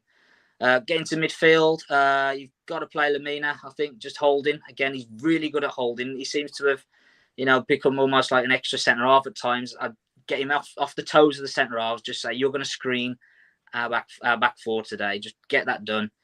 Get Joe Gomez and Boubacar in front of him, energy, running, pressing, tackling, all those things that we desperately need at the minute.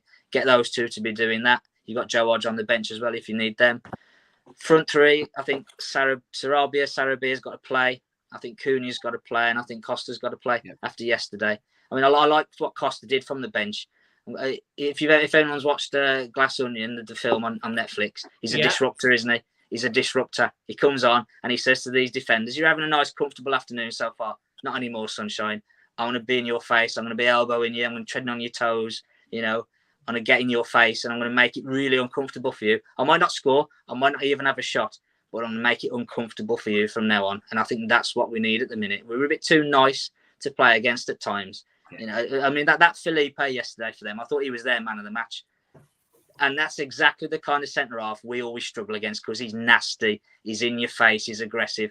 And our boys sometimes shirk that and wilt a little bit under that and go, "Oh, sorry," you know, that kind of. Costa stood up to him and he made it a really difficult last 20 minutes for him. They know each other, don't they? And Cunha, Yeah. I thought Cunha was a bit friendly with him, and then when Costa come on, Costa gave him a few niggles, and every time he walked off, he just kept tapping him on the back to say, "I know you there." Yeah.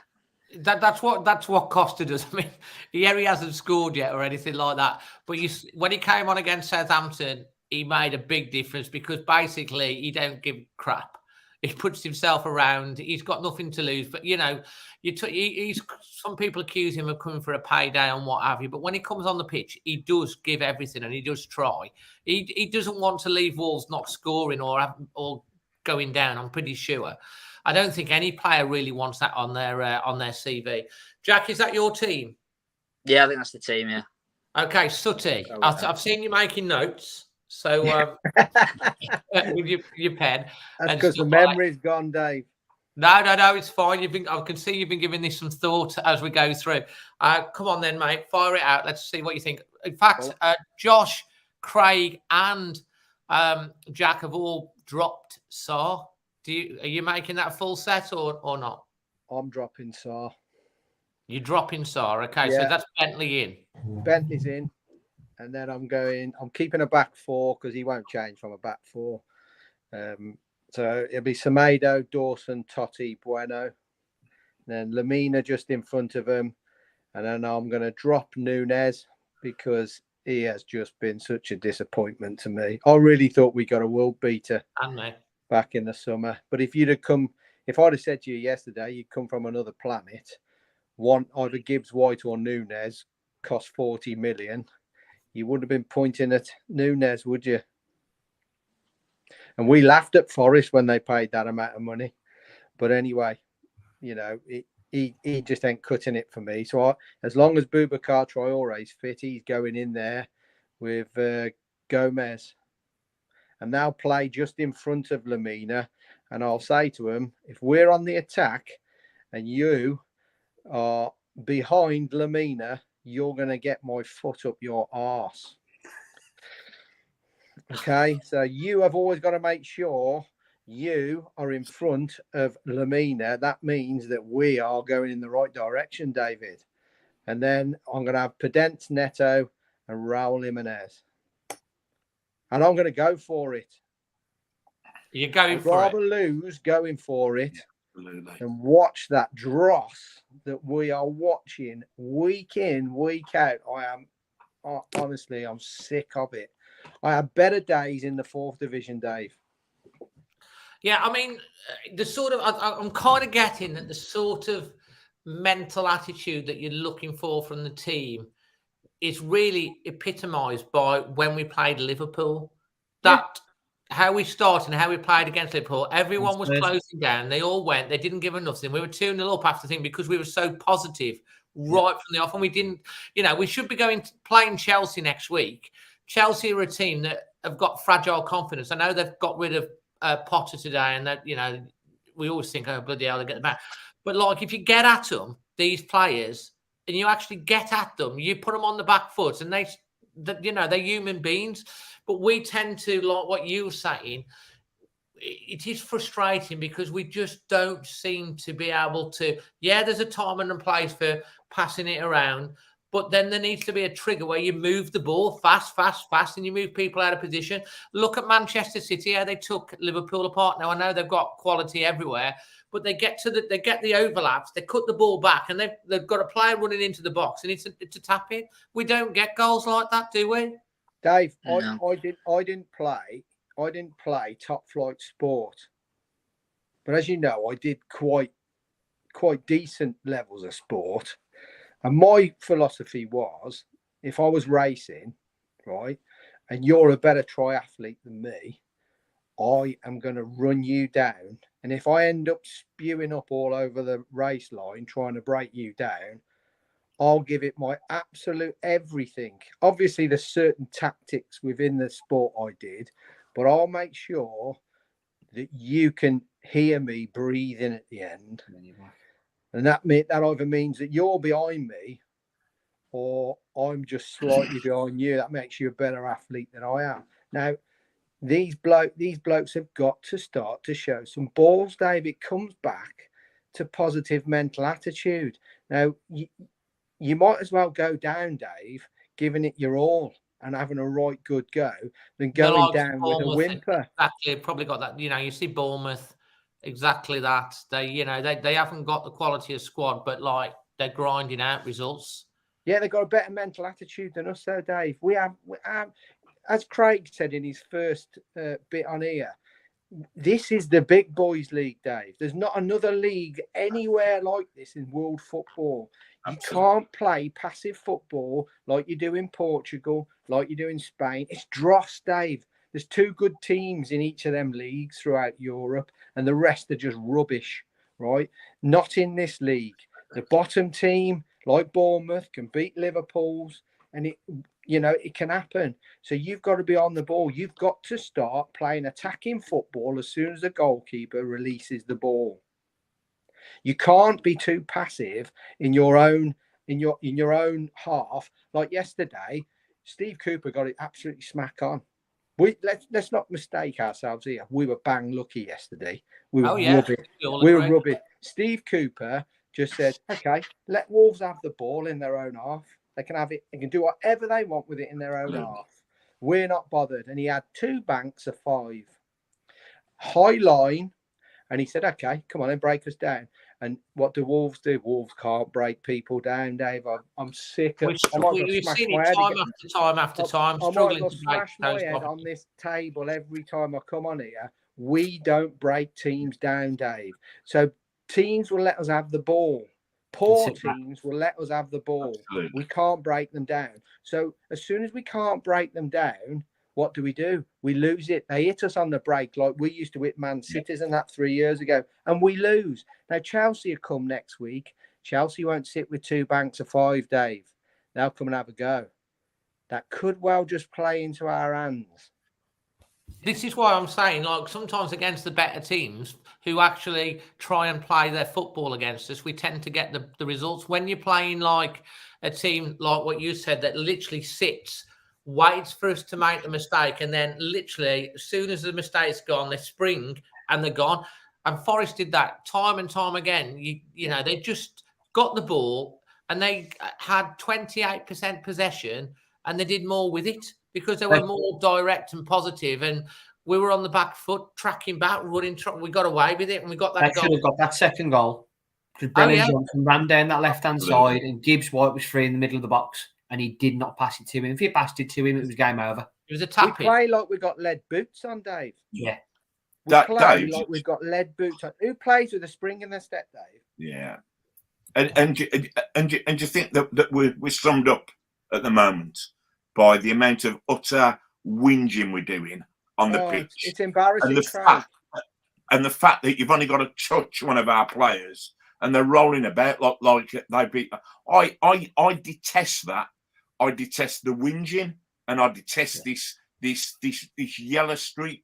Touch me and I fall over like a rag doll. Stand up, fight for the club, fight for the black country, fight for your badge, draw blood and your own blood, but fight to the death.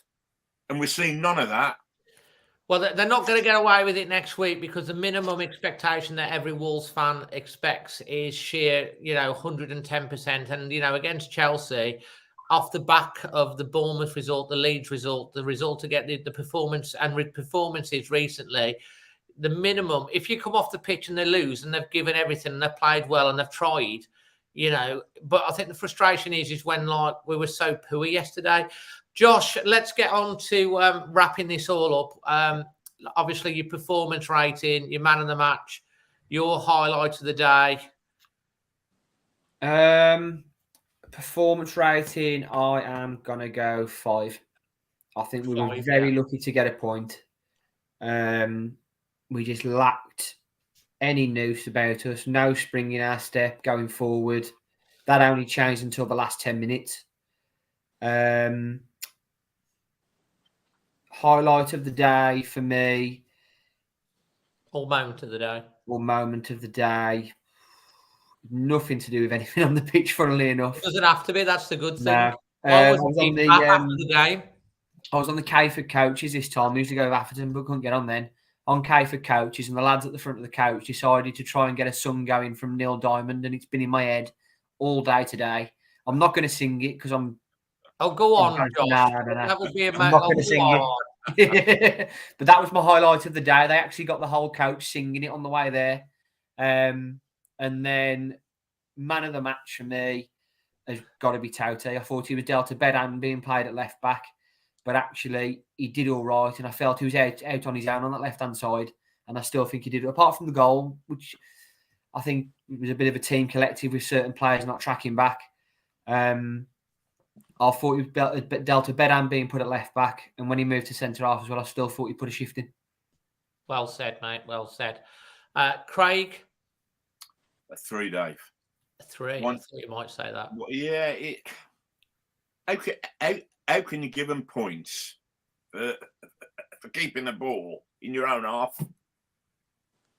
We don't create anything. So a 3. Gomez, man of the match. And my highlight again, against Spurs when we were absolutely rubbish.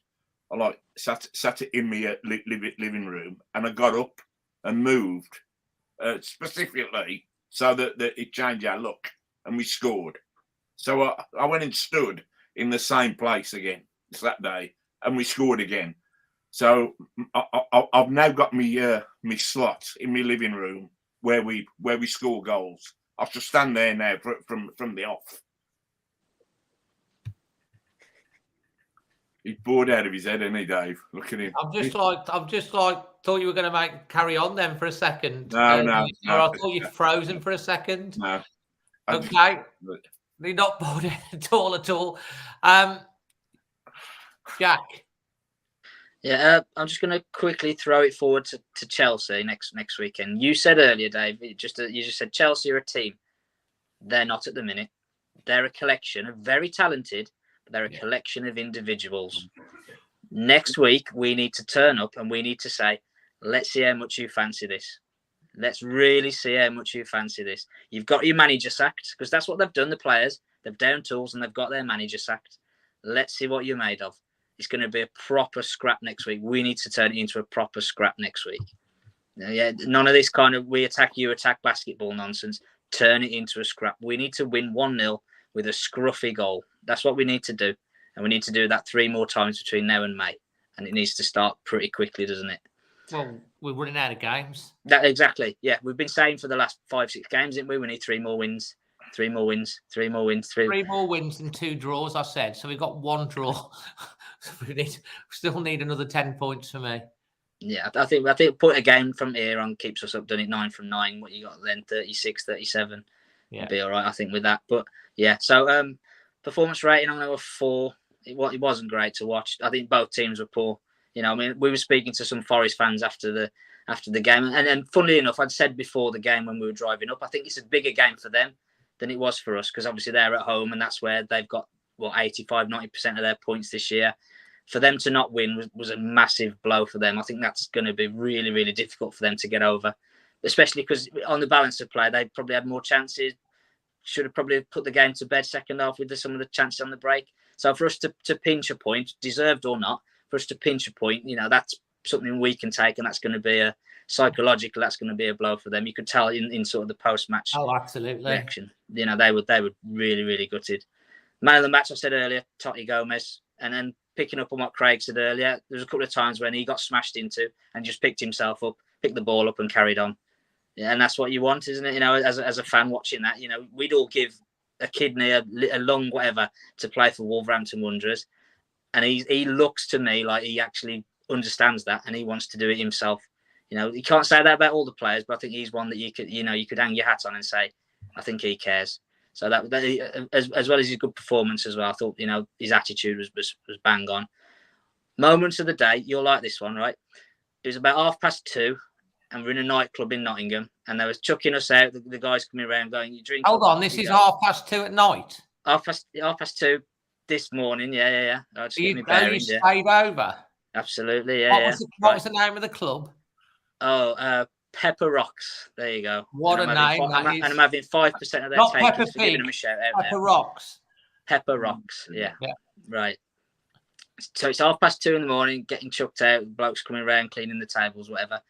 We've been sat there chatting about the football, as you do, you know, all about the Wolves, and we were having a big, long, almost like a discussion about the whole financial thing of Fosun and investment.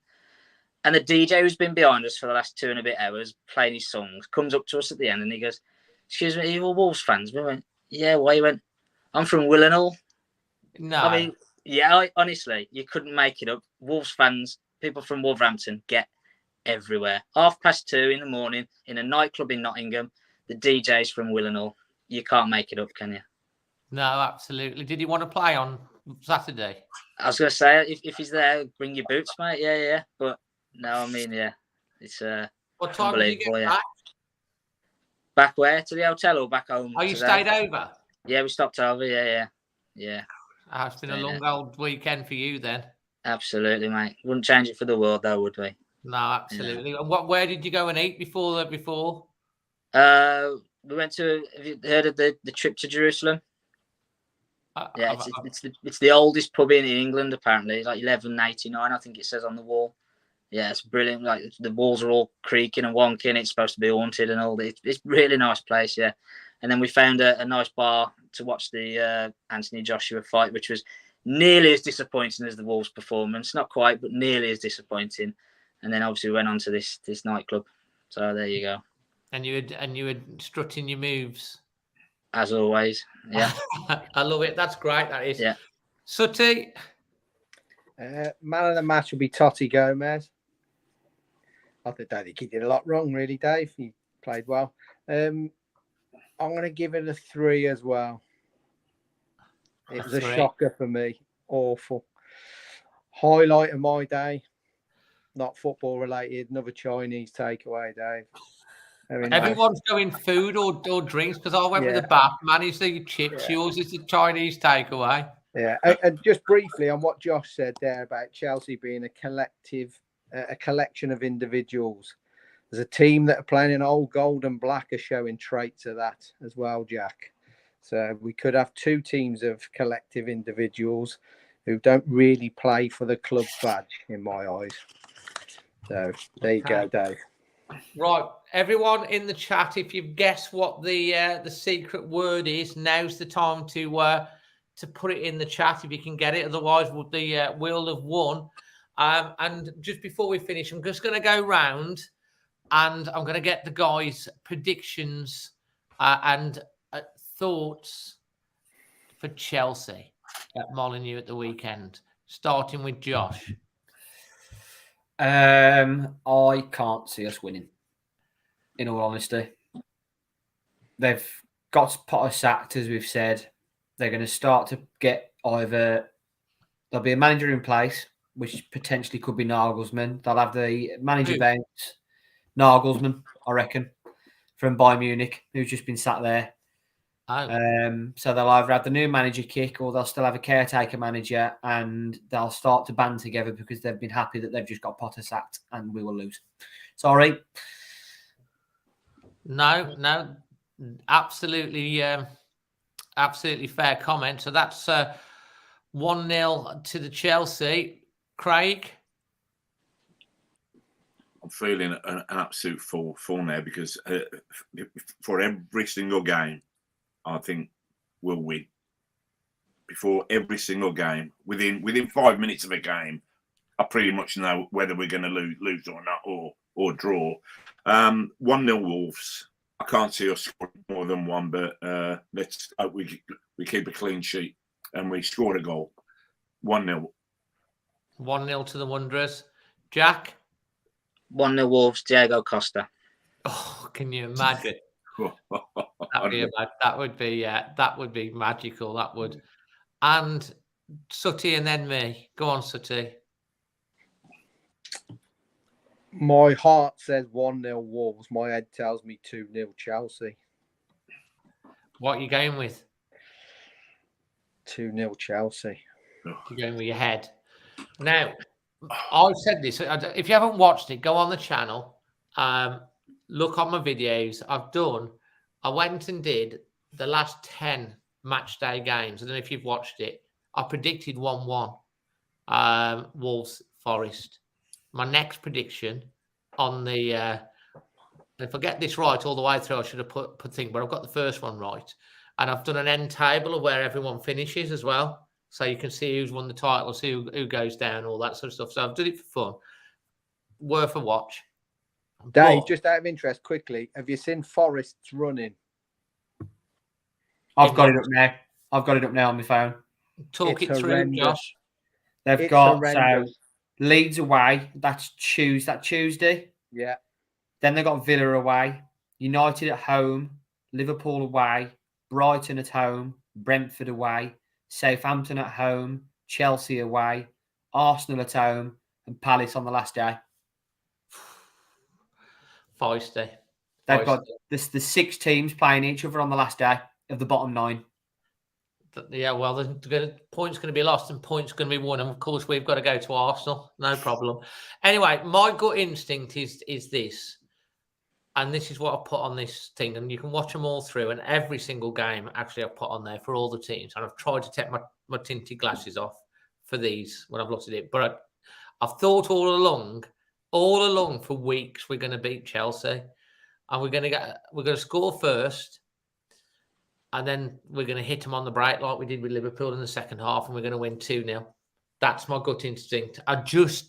It's just so Wolves that we'll be so crap that we'll go and turn up and turn Chelsea over. Not that Chelsea are brilliant guns at the moment. They do have a midweek match as well, Chelsea. I know they've got a bigger squad, but that's my gut feeling. So, yeah, guys, thank you for all those that joined. Literally, we've had, nearly 200 watching live, and we've got over 200 watching live even now. We're literally only 4 short of 31,100. So before you log off, if you've not subscribed, please do that. If you've enjoyed the video and you've enjoyed these sort of things, smash a like, let YouTube know that you enjoy it. That would appreciate me. If you're watching it back on catch up, brilliant, because I know some of you watch it back on catch up, and it will be out on the Always Wolves podcast and all podcast providers, Spotify, Apple, Monday morning. And if you want to know what the secret word is, after 3, gentlemen, 1, 2, 3, spring. And there's a few of you that got it right, so well done. One of them did go with coward, which actually could have been, because there's a few mentions of that, but it actually wasn't coward or yellow. It was actually spring. So if you spotted it, well done. And guys, thank you for joining us wherever you've watched it. As Adam says, get the likes up to 100. Just take you a second to smash the like button, and I really hope you've enjoyed it. From everyone that's been on tonight, it's been brilliant. But the one thing that we have, it's always honest. It's always honest. It doesn't have to be nasty. It doesn't have to be swearing, but we can be strong opinions, and not everyone's always going to agree. And we welcome anybody to come on and talk. If you've got an opinion, you can come on. Just because it's more people might not agree with you. Come on and speak your mind. It's no problem. And you'll gain respect for doing that. That's what it's all about. Consider it therapy, as the producer says. Venting. That's exactly what she said. Consider it therapy. Anyway, final words from you've got one line. You're in the dressing room next week. Just before they go out for the thing, you got one sentence to say to them. This is the message you're giving them. We're going to go round the table as usual. we're going to go Josh first. What are you saying? If it were me, and it's only just come to my head, and I point at one person for doing it to another person after the game on Saturday, I say, you pointed at this to someone the other day saying, this is where you would come from, and made him look at us. You need to tell the rest of them in this room that is what you're playing for. Okay. I like that. Yeah, I'm starting to feel the motivation. Come on, Craig. Any of you come in here with an ounce of energy after this game, I'll kill him myself. I don't think they'd want to come back in with it less than one after that, mate. Seriously. Jack. Empty the tank, boys. Give us everything. Just give us everything. Okay. Now, Sooty. What's the time, Dave? It's after the watershed. Show some bollocks. I missed that. Sorry, because Siri spoke. Show some bollocks. Fantastic. And on that note, we'll end the show. I know that you guys listen to it all over the world. We've got people in Australia and other side of the world, and also that tune into YouTube, but also listen to it on the podcast when they're driving into work. I had one guy that sent us an email and he listens to it on his way to work and listens to the rest on his way back. And he's in. You think about people in Australia and America that are listening to us on the way to work. It's crazy to think. So all of you guys out there around the world listening to us on the podcast, keep the faith, and let's hope that we're having a real good night next Sunday after the Chelsea game, and we've got 3 points on the board, and we've got a little bit more hope, because if we keep losing or drawing, eventually we're still 13th, and there is match nights in the week. We're going to start dropping, and we're only 2 points clear of the relegation zone now, which is way too far for comfort. So from all of us to all of you, keep the faith. Always Wolves. Always Wolves. Always Wolves, Dave.